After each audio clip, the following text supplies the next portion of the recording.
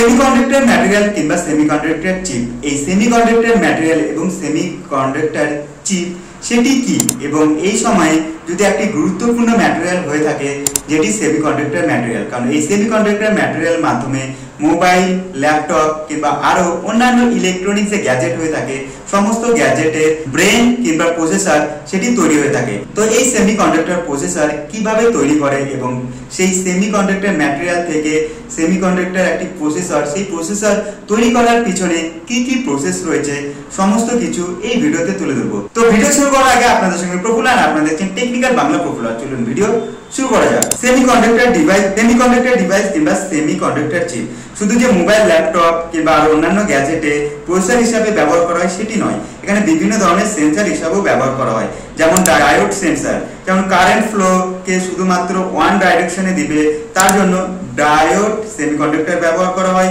এছাড়া রয়েছে rectifier diode semiconductor. Rectifier diode semiconductor যে হয়ে থাকে সেটি পাওয়ার সাপ্লাইকে শুধুমাত্র এসি থেকে ডিসি তে পরিণত করে। আপনারা অনেক সময় দেখেছেন ইনভার্টার থাকে, ইনভার্টারের যে ব্যাটারি থাকে ঘরে লাইন চলে গেলে সেটি ডিসি কারেন্টকে এসি তে পরিণত করে এবং সেটি সেই রেকটিফায়ারের মাধ্যমে করে থাকে। এছাড়াও রয়েছে লাইট ইমিটিং ডায়োড। এই সময় মোবাইল, ল্যাপটপ কিংবা আরো অন্যান্য যে ডিসপ্লে রয়েছে কিংবা আপনাদের ঘরে যে এলইডি বাল্ব রয়েছে সেটি সেমিকন্ডাক্টর ম্যাটেরিয়াল দিয়ে তৈরি হয়েছে এবং এই সেমিকন্ডাক্টর ম্যাটেরিয়াল ছাড়া এই সময় যে ডিসপ্লে ইউজ করছেন সেটি ইউজ করা যেত না। এছাড়া রয়েছে ট্রানজিস্টর যেটি একটি সেমিকন্ডাক্টর ডিভাইস এবং সেই ট্রানজিস্টর ভোল্টেজকে সেটি কন্ট্রোল করে থাকে। এছাড়াও বিভিন্ন ফটো সেন্সর রয়েছে যে সেন্সরগুলি লাইটকে অ্যাবজর্ব করে, আরো বিভিন্ন ধরনের সেন্সর রয়েছে যেগুলি এই সেমিকন্ডাক্টর ম্যাটেরিয়াল দিয়ে তৈরি করা হয়ে থাকে। তো যাই হোক, সেমিকন্ডাক্টর ম্যাটেরিয়াল কি? সেমিকন্ডাক্টর ম্যাটেরিয়াল হলো এক ধরনের ম্যাটেরিয়াল এবং যখন এই সেমিকন্ডাক্টর কোনো ডিভাইস তৈরি করা হয় তখন কি করা হয়, কন্ডাক্টর একটি ম্যাটেরিয়াল ব্যবহার করা এবং তার সঙ্গে একটি ইনসুলেটর ব্যবহার করা এবং দুটিকে কম্বাইন করে তৈরি করা হয় একটি সার্কিট এবং সেই সার্কিটের মধ্যে ইলেকট্রিককে কন্ট্রোল করা হয় এবং সেটি হয়ে যায় সেমিকন্ডাক্টর ডিভাইস। তবে এই সেমিকন্ডাক্টর ডিভাইস কিংবা সেমিকন্ডাক্টর চিপস কিংবা মোবাইল, ল্যাপটপ যে কম্পিউটার যে প্রসেসর হয়ে থাকে এগুলি তৈরি করার পিছনে বিভিন্ন ধরনের স্টেপ রয়েছে। তো স্টেপগুলি কি কি? প্রথমে করা হয় সিলিকন এক্সট্রাকশন।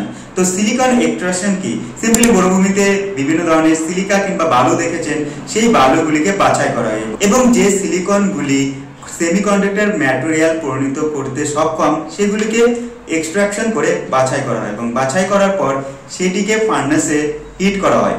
হিট 3000 থেকে 1500 এর মধ্যে সেটি হিট করা হয় এবং হিট করার পরে সেটি লিকুইডে পরিণত করা হয় এবং সেই লিকুইডে পরিণত হয়ে গেলে সেটিকে একটি সিড ফ্লেমে নিয়ে আসা হয়। তবে সিড ফ্লেমে নিয়ে আসার আগে বিভিন্ন ধরনের প্রসেস রয়েছে এবং এই সিড মেটেলে আসার পরে একটি প্রসেস রয়েছে ওয়াফার প্রসেস। তো সেমিকন্ডাক্টর যে ম্যাটেরিয়াল যেটি সিলিকন গলিয়ে একটি ধাতুতে পরিণত করা হলো সেটি সেমিকন্ডাক্টর ম্যাটেরিয়াল এবং সেই সেমিকন্ডাক্টর ম্যাটেরিয়ালের সঙ্গে একটি ধাতুর পাতলা ওয়াফার ব্যবহার করা হয় এবং সেটিকে তার সঙ্গে পেস্ট করে দেওয়া হয় এবং এটি তৈরি হয়ে যাওয়ার পর একটি ফ্লেমস তৈরি হয় এবং সেই ফ্লেমস তৈরি করার পরে বিভিন্ন ধরনের প্রসেস কাজ করা হয়। এরপর রয়েছে প্রসেস যেটি লিথোগ্রাফি কিংবা ইচিং প্রসেস। লিথোগ্রাফি এবং ইচিং প্রসেস কি? সেই ওয়াফার যে ম্যাটেরিয়াল রয়েছে সেই ওয়াফার ম্যাটেরিয়ালের উপরে কন্ডাক্টিং ম্যাটেরিয়াল এবং ইনসুলেটিং যে ম্যাটেরিয়াল সেটি ইউজ করা হলো এবং ইউজ করার পর সেটিকে টেস্ট করা হয় যে কারেন্ট কতটা পরিমাণে পাস হচ্ছে এবং তারপরে ফটোগ্রাফি এবং ইচিং প্রসেসে কি করা হয় যে সেই ম্যাটেরিয়াল কন্ডাক্টিং শীটের উপরে করা হয় কোটিং এবং এরপরে লাইট সেনসিটিভ ম্যাটার সেটিকে সেন্স করা হয় প্যাটার্ন ট্রান্সফার। সেই ওয়াফার ম্যাটেরিয়ালের উপরে কি করা হলো লিথোগ্রাফি এবং ইচিং প্রসেস করা হয়। ইচিং প্রসেস করার পরে সেই প্যাটার্ন ট্রান্সফার করা হয় এবং এই প্যাটার্নে কি করা হয় কোটিং এবং কোটিং এর উপর তৈরি করা হয় সার্কিট প্যাটার্ন এবং এই সার্কিট প্যাটার্ন খুবই গুরুত্বপূর্ণ কারণ এই সার্কিট যে প্যাটার্ন হয়ে থাকে সেটি মাইক্রন হয়ে থাকে এবং একটু ভুল হয়ে গেলে সেই প্রসেসর আর কোনো কাজ করবে না। তো সার্কিট প্রসেসে বিভিন্ন ধরনের প্রসেস রয়েছে এবং সেই সার্কিট প্রসেস করার পরে বিভিন্ন ধরনের ট্রানজিস্টর ইউজ করা হয়। আপনারা জানেন প্রসেসরে ট্রানজিস্টর ব্যবহার করা হয় এবং একটি ছোট প্রসেসরে মিলিয়ন ট্রানজিস্টর থাকে এবং সার্কিট প্যাটার্ন এবং এই সার্কিট প্যাটার্নের উপরে ইউজ করা হয় ট্রানজিস্টর এবং ট্রানজিস্টর ইউজ করার পরে সেখানে আরেকটি প্রসেস ব্যবহার করা হয় যেটি ইচিং। ইচিং কি হয়? সেই সেমিকন্ডাক্টর ম্যাটেরিয়ালের উপর যে ম্যাটেরিয়ালগুলি খুবই নরম রয়েছে এবং যেগুলি কাজ করে না সেগুলিকে উঠিয়ে ফেলা হয় এবং উঠিয়ে ফেলার পরে সেটি ফাইনাল একটি চিপে পরিণত করা হয় এবং চিপে পরিণত করলে তখন শো করে সেই প্যাটার্ন এবং সেই প্যাটার্ন অনুযায়ী তার উপরে কাজ করা হয়। এরপর রয়েছে ড্রপিং প্রসেস। তো ড্রপিং প্রসেস কি?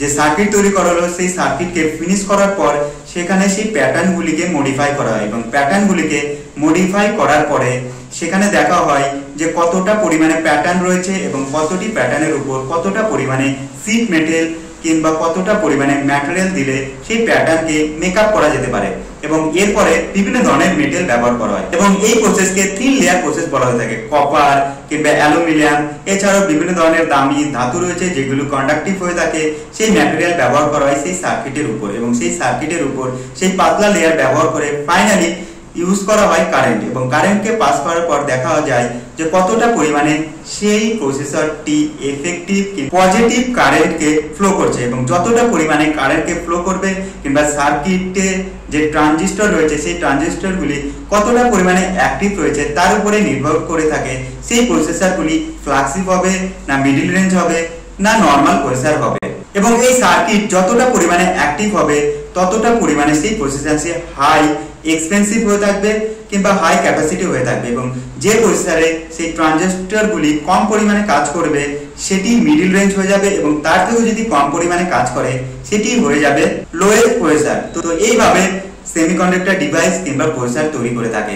তো আজ ছিল এই ভিডিও যে বিভিন্ন প্রসেসরের মাধ্যমে একটি মোবাইল ল্যাপটপ কিংবা কম্পিউটার যে চিপ কিংবা প্রসেসর হয় সেটি তৈরি করে থাকে। তো ভিডিও ভালো লাগে ভিডিওকে লাইক করুন, তার পাশাপাশি আমার চ্যানেলকে সাবস্ক্রাইব করুন। আর চলুন দেখা হচ্ছে পরের ভিডিওতে।